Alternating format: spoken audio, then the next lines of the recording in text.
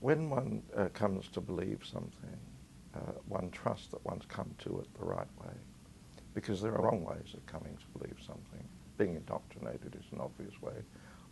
Another obvious way is to come to believe something just because one wants to. And in the case of discussion with other people, one has always to trust that they respect the fact that there are right ways and wrong ways of coming to believe. The essence of that is that it's not manipulative.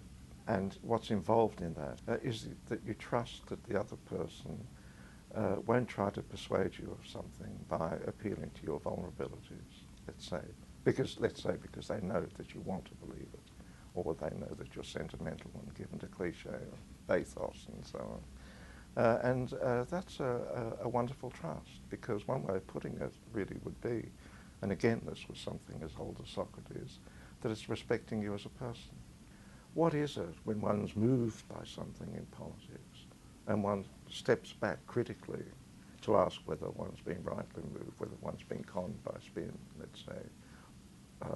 What kinds of concepts do we bring to bear to assess whether we're being rightly or wrongly moved? I call this a call to seriousness, and I think it's intrinsic to conversation, although of course most times in conversations that doesn't come up. But that it should be possible seems to me fundamental to the humanizing potential of conversation. And it seems to me that that is possible even in politics. On a talkback radio, one can say, however debased that medium may be, there always is the potential to say to a politician, for goodness sake, do you take me for a fool? How can you so debase the political discourse by treating the electorate or the intelligence of the electorate with such contempt, as it seems to me our politicians are doing? Socrates attacked the really good spin masters of the day, who were then called orators, by saying to an orator who boasted of his power to be able to persuade anybody of anything, right?